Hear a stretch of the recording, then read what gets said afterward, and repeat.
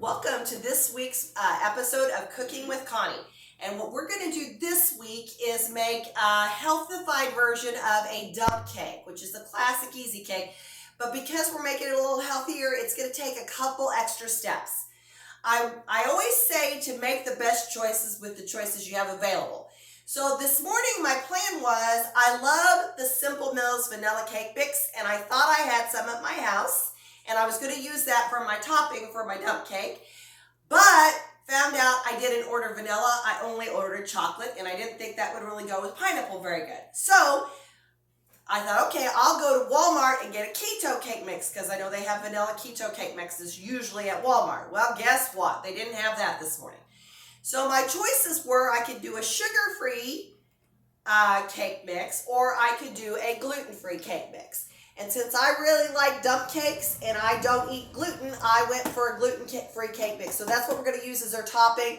But I will tell you that originally, and what I would recommend is either use a keto cake mix, because that's really going to decrease your sugar, because the gluten-free is still going to have quite a bit of sugar in it, or use the Simple Mills vanilla cake mix, which is really good, and it's got the almond flour, and it's going to be low sugar and low carb, so it would be a good way to go. So one of the variations that we're going to have to do with this is we're going to be making our own cherry pie filling. And the reason we're going to do that is because if you look at a traditional cherry pie filling, it is full of sugar. And if you look at a sugar-free cherry pie filling, I'm not really a big fan of it, because usually has artificial sweeteners in it. So we're gonna make our own cherry pie filling, and so we're gonna start with the red tart cherries in water. All right, so that's important, is that you get it in water. Or you can get frozen red sweet cherries, which I do often at the Amish store here locally. So that would be another option. So we're going to go ahead and get started with that. So what I'm going to do is I'm going to open both my cans. Now, if you look at a recipe, it'll tell you to add water to it. Well, we're not really going to need to do that, because what I'm going to do is just use the water that's in the cans for that part of it. And I won't add any additional water, and it usually works out perfectly that way. So we're going to add both cans of this to my pot here.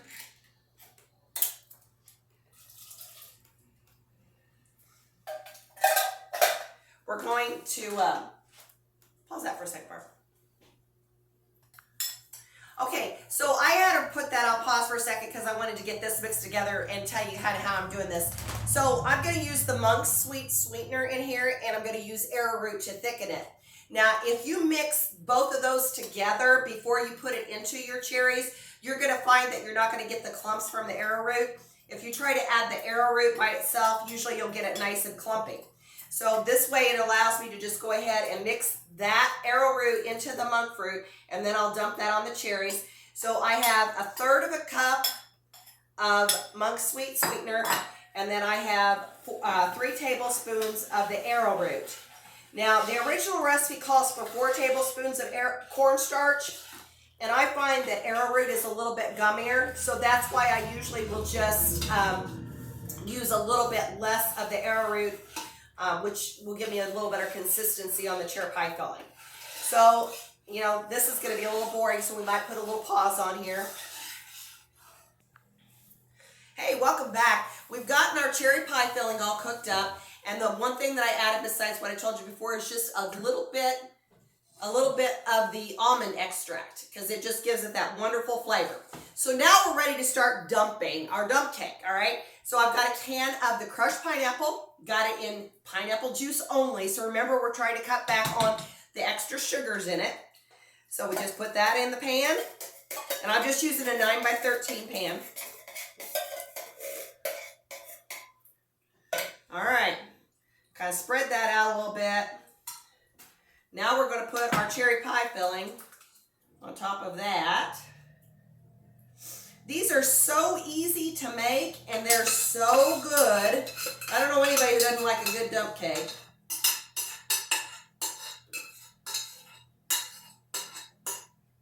And cherries and pineapple, great combination.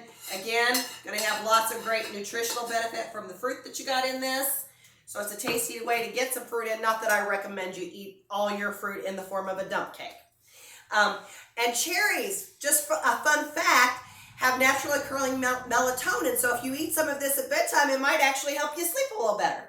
So now we're going to sprinkle that gluten-free cake mix, or like I said, I prefer to use the Simple Mills. But unfortunately, that didn't happen today, so we went to Plan B. So just sprinkle that so it's kind of evenly covering your fruit. Sometimes it's best to just let it go out there, and then you can kind of spread it out with your spoon too.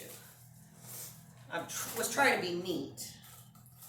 I think there's still a lump of it in there. Don't want to lose our topping, all right?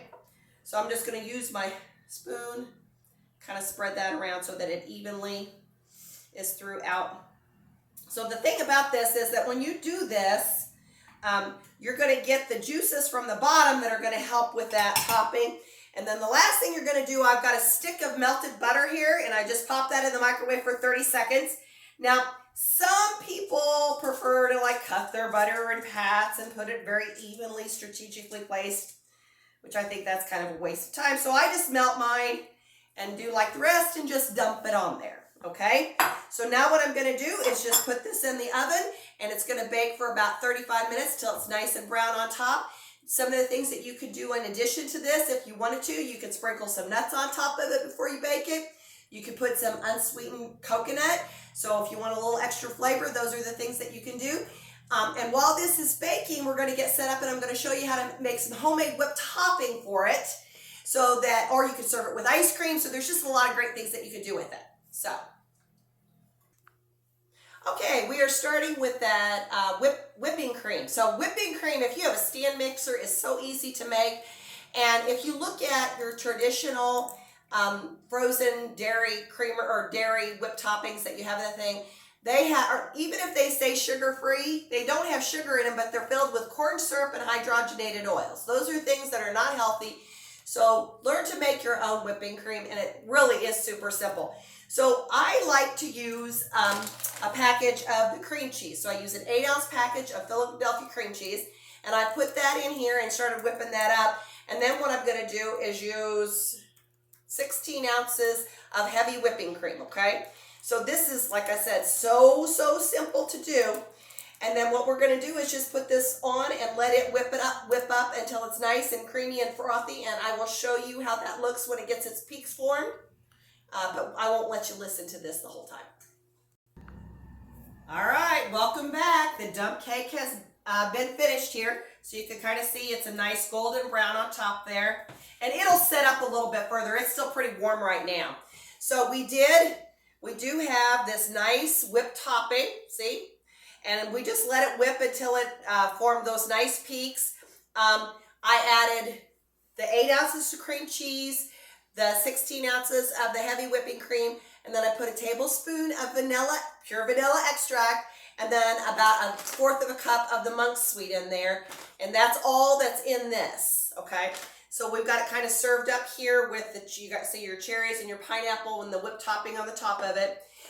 The recipes are included in the comment section.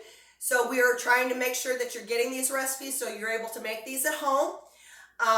If you have any suggestions for further recipes, please feel free to send us a message and we will try to accommodate. And I think we've got another successful recipe here. Barb and I are going to give it a try and see how it tastes, but it smells awful good. Make good choices.